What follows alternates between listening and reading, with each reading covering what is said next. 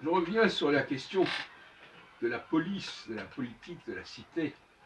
Et j'écoute actuellement Edgar Morin parler de ces questions-là, notamment, qui fait partie de ces juifs, intellectuels juifs assez remarquables qui marquent la pensée française actuelle, à côté de Finkielkraut, de Emmanuel Todd, de Éric Zemmour, Jacques Attali et d'autres. Et je crois qu'il faut revenir sur la structure tripartite de notre humanité et des régimes politiques. Vous savez que Aristote avait introduit cette notion de trois niveaux, de trois régimes successifs qui pourraient éventuellement passer de l'un à l'autre. Je voudrais d'abord revenir là-dessus parce que je crois que ce n'est pas tout à fait complet ce qui a été dit jusqu'à présent.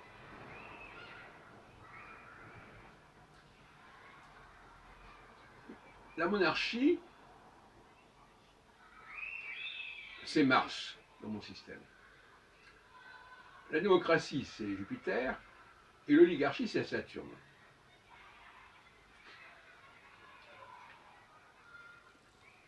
Mars, c'est la monarchie parce que la monarchie a vocation à être héréditaire, donc génétique. Jupiter est la démocratie parce que c'est un système juridique qui n'existe que par le droit, par la faveur du droit. Et Saturne est l'oligarchie parce que c'est la rencontre des chefs des différentes entités, comme par exemple le Conseil des ministres européens, c'est une oligarchie. Donc quand on passe de la nation à l'empire ou à la fédération, on constitue des oligarchies. Je crois que ça n'a pas été dit, ça. Ça, je n'ai pas connaissance. Il n'y a pas de raison de s'étonner que la fédération, l'Union européenne, aboutisse à une forme d'oligarchie. Même si chacun de ces pays, dont ils sont les représentants, eux fonctionnent sur la base de la démocratie. Ça, c'est un premier point que je voulais mettre en avant. Ensuite, si on reprend la trinité, la triade Mars, Jupiter, Saturne, chère notamment à Georges Dumézil, de sa façon, eh bien, on s'aperçoit que, encore une fois, il y a Mars qui est la dimension fixe des choses. Parce que, paradoxalement, le cycle de Mars est très rapide, mais en même temps, il est tellement rapide qu'il correspond à une fixité. Si on n'a pas le temps de voir les amplitudes, c'est que finalement, ça reste fixe. C'est comme dans, voilà. Et ensuite, nous avons Jupiter qui introduit une notion qui va graviter autour de Mars, Mars étant le noyau.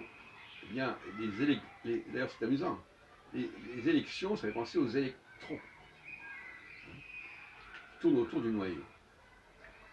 Et puis on a Saturne, qui lui est un dépassement de Jupiter, c'est-à-dire un dépassement de ces nations. Finalement, Jupiter, c'est la nation, et qui a le cycle le plus long. Donc Mars, le noyau, c'est des cercles concentriques. Mars au centre, ensuite Jupiter, qui est une sorte de prolongement de cette cellule martienne, et Saturne qui englobe ces différentes entités jupitériennes. Voilà.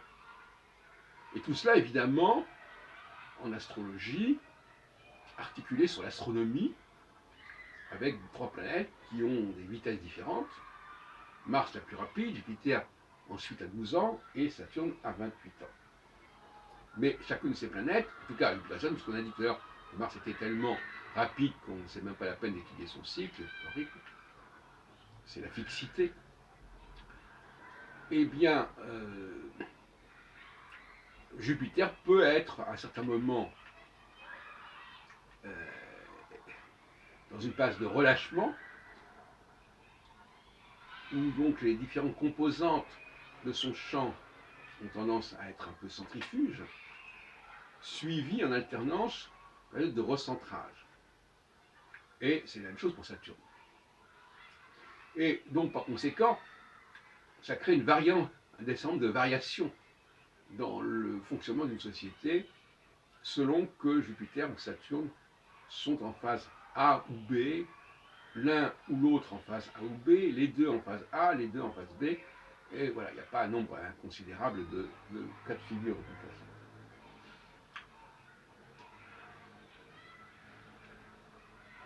Donc, j'ai l'impression, j'espère que vous en avez donné la sensation, j'ai l'impression que là nous avons bien un système extrêmement performant, une grille de lecture extrêmement intéressante, que je crois avoir poussé et nous conduit à un plus grand niveau de cohérence, ce dont je suis assez fier d'ailleurs, mais surtout avec cette dimension cyclique qui s'ajoute au schéma traditionnel de la triade.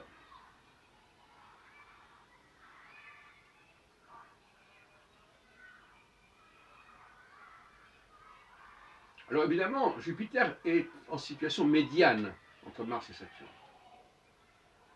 Parce que Mars et Saturne, finalement, c'est dans le concret. On a Mars, c'est les races, Saturne, ce sont les empires, et puis entre les deux, il y a cette notion qu'est la nation, justement, qui n'a ni de légitimité raciale à proprement parler, mais qui est quand même censée s'articuler autour de Mars, et Saturne qui, lui, a une légitimité au niveau de la réalité, puisqu'il s'agit de s'assurer des relations entre les différents États, entre les différentes structures. Ça existe. Mais le Jupiter, c'est un peu le maillon faible du système, parce qu'il est justement au milieu, au centre, enfin il n'est pas au centre, en fait, il est à l'interface entre Mars et Saturne. Et par conséquent, sa réalité est toujours sujet à débat, parce qu'il n'a pas l'assise martienne de la race, et il n'a pas non plus cette capacité à englober largement le monde, en quelque sorte, ce qui est le propre de l'Empire. Et c'est ce que dit d'ailleurs Jacques Attali quand il dit, quand il oppose justement, sans le dire de cette façon, Jupiter et Saturne. Donc Jupiter, c'est la démocratie, c'est l'élection, et Saturne, c'est la mondialisation, pas forcément peut-être à un niveau planétaire, en tout cas c'est une certaine forme de mondialisation à un niveau ne serait-ce que continental. Donc on s'approche de cette direction que je mets en évidence. Et à un certain moment, l'élément jupitérien devient un peu inconsistant, d'une manière cyclique, parce qu'il est